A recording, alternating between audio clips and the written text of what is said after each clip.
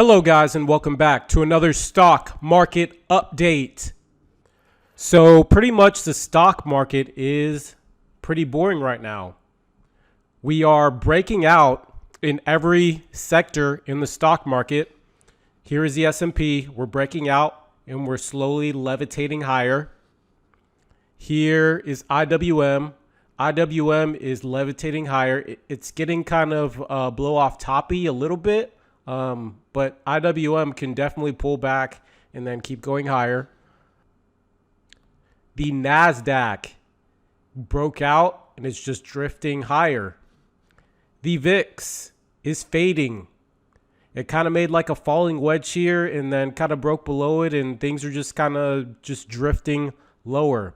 It kind of has flattened out here, but yeah, there are no signs of any craziness happening yet. If anything, I would look to our left over here. We still have this gap from back in February that still needs to fill. So if anything, I want to see this gap fill before I would call for any spikes or any small pops in the VIX. But yeah, looking at the S&P, here is the pitchfork that I've been talking about for so long. I mean, I pretty much called it back here that we found resistance at this upper trend line. We came back, bounced off the median line that acted as support. And then now we are breaking out. So this is a pretty major breakout. This pitchfork is on a 5-year chart. So we've just poked our head over this major resistance. So, I mean, that means we can go much, much higher. When I do these videos, I try to give targets to the upside and supports on the downside. At all-time highs, I probably won't be giving much areas of resistance except at whole numbers.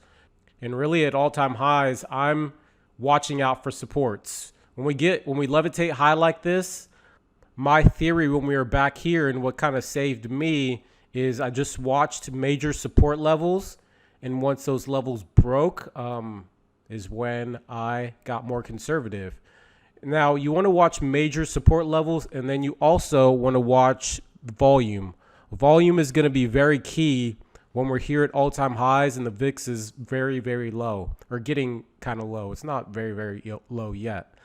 What you're going to want to do is come down to these smaller time frames, and if we get a big red candle that sells off and closes at the bottom of the range, you want to look at the volume down here. See how the bear volume on that candle compares to the bear volume on previous candles. Let's say Monday we come in and at noon we get a big red candle that goes from here all the way down to here.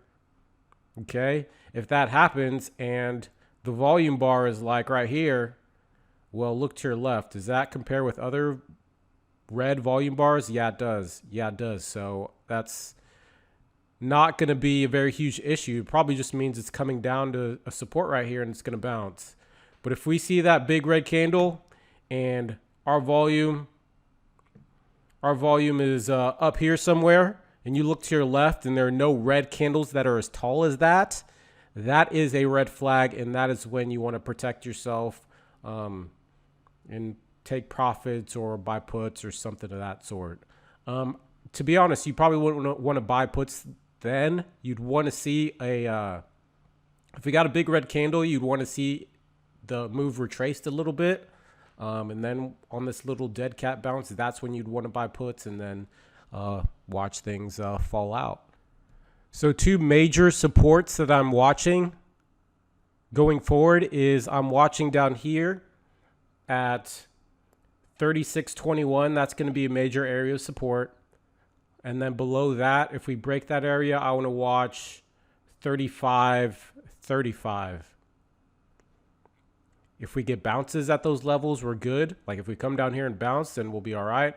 If we just slice through this level and then slice through that level, you want to be kind of cautious. So that's where we are. When it comes to individual stocks, I showed you this chart right here, my trading plan for LULU. We had broken out from this level right here, this 365 level. I said we were going to break out, retest it, head higher to my target here at 465, my conservative target. And so far, so good. So we've continued moving up in LULU. On the smaller time frame, we even came back and already retested this breakout level at, it wasn't 365, this breakout level at 360 or so. So we came back, retested that, and we head higher. So the retest did happen on the smaller time frame. We want to watch and see if on the daily chart, maybe we pull back and retest that area. Right now, it looks like we're kind of consolidating. So you want to see, are we going to consolidate, maybe retrace a little bit, consolidate, or keep going higher? We're right at the all-time high, so it's a reasonable place for us to pull back some. So I could see us coming in a little bit here. So that is very possible. Apple looks great. We've broken out from our little triangle here. We are currently bull flagging, it looks like to me. We could backtest this triangle, but then we want to look and see if we can head higher back up to the all-time high at 137. So Apple's looking solid. And then Alibaba looks good. We have a 1, we have a 2, and we want to look and see if we can continue higher here. We had a huge gap up on Alibaba on Friday, and that kind of sold off, and we chilled out at the bottom. We closed at the bottom of the range. So we want to see if Baba can keep this momentum going and continue to trade higher and go back towards its all-time high. But that is it, guys. Keep your eyes on volume. I mean, bear volume is what you got to watch out for. And other than that, don't look to short this market unless you see big bear volume come in, or you're just shorting to protect a long position. So it's as simple as that. But yeah, I'm going to cut it off here. Thank you guys so much for watching. Make sure you like, subscribe, share this video with your friends, put in your Discords. If you're in a group chat with a bunch of stock market gurus, you might want to show them this link and ask them what they think about this video. So feel free to do that. But other than that, have a great week trading. Bye.